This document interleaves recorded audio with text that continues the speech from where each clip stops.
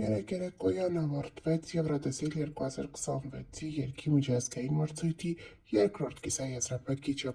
Այստեղ Հայաստանի պատվիրակ Սիմոնը հանդես եկավ 6-րդ համարի ներքո, սակայն նա եզրափակիչ չանցավ։ Սիմոնի եզրափակիչ չանցնելը դեռ շատ կքննարկվի, սակայն մեր աչքից չի վրիպել առաջին իսկ քննարկումները ելույթի և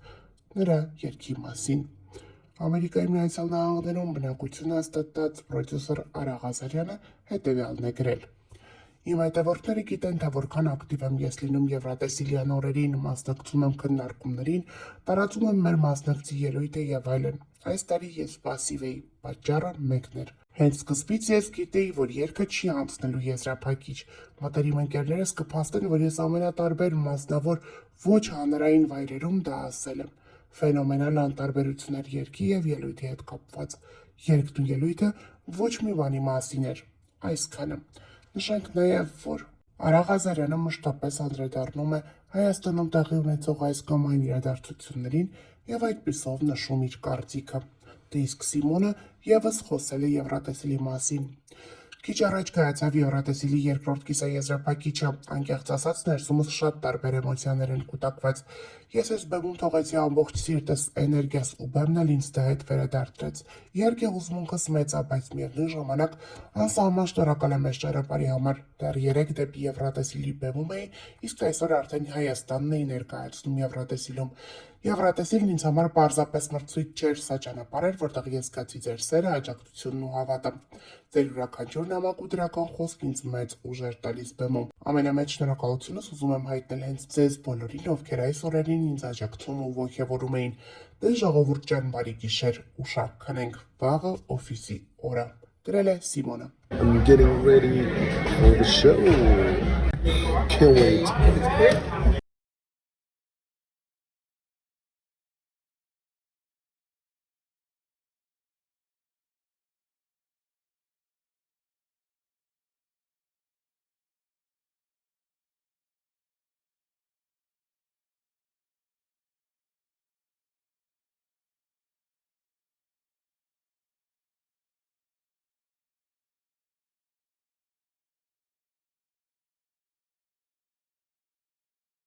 Թբիլիսիում տեղի ունեցավ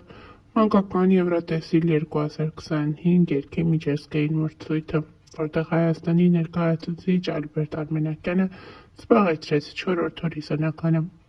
Մրցույթի հաղթող ճանաչվեց Ֆրանսիայի մասնակից աղջնակը, ով բավականին սիրվել էր հեռուստադիտողների կողմից։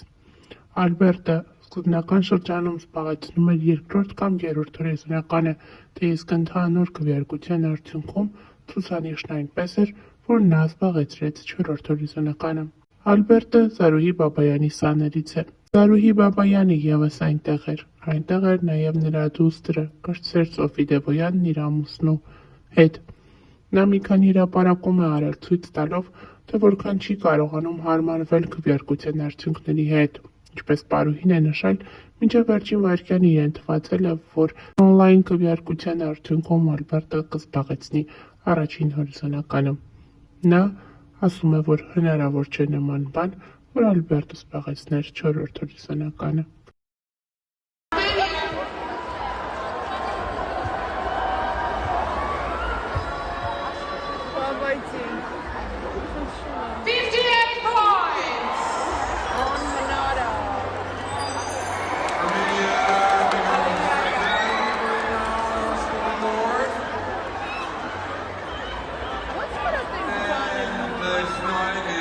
Ավելենք նաև, որ ավելի վաղ տեղեկացրել էինք, որ կրտսեր Սոֆի Դևոյանն իր ամուսնու հետ մեկնել էր Թբիլիսի մասնակցելու և ներկա գտնվելու այս համերգային շոուին։ Վրաստան է տարել Սոֆի Դևոյանին և ամուսնուն Եվրատեսիլ 2025-ի մասնակիցը,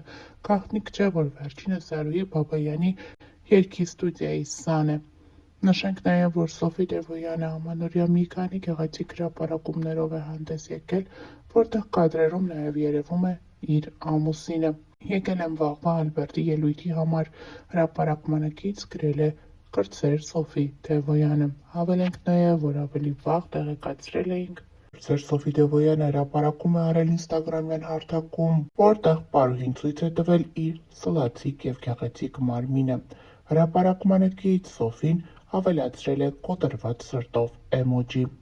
Այս հրապարակումը քննարկվել է համացանցում այնքանով, որ վերջին շրջանում Սոֆի Դևոյանի ինստագրամյան հարթակում շատ հաճախ կարելի է տեսնել նմանատիպ տխուր մելանխոլիկ հրապարակումներ։ Հավելենք նաև, որ օրեր առաջ էլ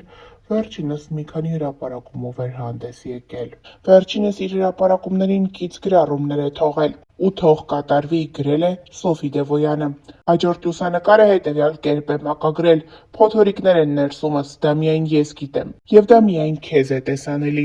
գրել է պարուհի Սոֆի Դևոյանը։ Պրեմիերայից հետո ռեստարտ ա կոնկրետ պետք, օրերս հիմա դատարկ են տարօրինակ, բայց օքա, հանգստանում ենք, անցնենք առաջ, ավելի մեծ ու կարևոր բաներ են առջևում։ Ամեն ինչ ընտիր ա, գրկում եմ բոլորիդ։ Նմանատիպ հրապարակումներով է կիսվել պարուհին իր ինստագրամյան էջում, որոնք ասեկոսների տեղիք են հանդիսացել, շատերը ցանկանում են հասկանալ, թե ինչ է կատարվում վերջերս ամուսնացած բոլորին երջանիկ թվացող պարուհու կյանքում, սակայն պարզից էլ պարզ է, որ նա պարզապես հոգնած է և այս ամենը գերհոգնածության և լարված մի քանի օրյա և մի քանի ժամյա աշխատանքի արդյունքն է։ Սոֆի Դևոյանի մասնակցությամբ ցանկացած հրապարակում լայնորեն տարածվում է համացանցում։ Պարուհու հանդեպ այս ուշադրությունն ու սերը կարելի է համարել ավելի ակտիվ և առավել շատ վերջին տարիներին։ Բանն այն է, որ շատերին հետաքրքրում էր Սոֆի Դևոյանի անձնական կյանքը։ Վերջինս այս ամենը փորձում էր թաքցնել հանրությունից, սակայն վերջին ամիսներին նա հայտնեց, որ սիրելի ունի, նշանադրվել է և պատրաստվում է ամուսնանալ։ Սոֆի Դևոյանի սիրելիին և եղբորը շատերն են միմյանց նմանեցնում։ Օրեր առաջ ինստագրամյան հարթակում հարց ու պատասխանի ժամանակ շատերն էին նշել, որ Սոֆի Դևոյանի եղբայրն ու նրա ամուսինը բավականին նման են միմյանց, դե իսկ պարուհին էլ փաստել էր, որ շատերն են այդ կարծիքին։ Այս օրերին Սոֆի Դևոյանն իր մայրիկի հետ մասնակցում է երկու հաստղ նախագծին։ Սա թերևս էլ ավելի է շատացրել պարուհու հանդեպ ուշադրությունն ու հետաքրքրությունը։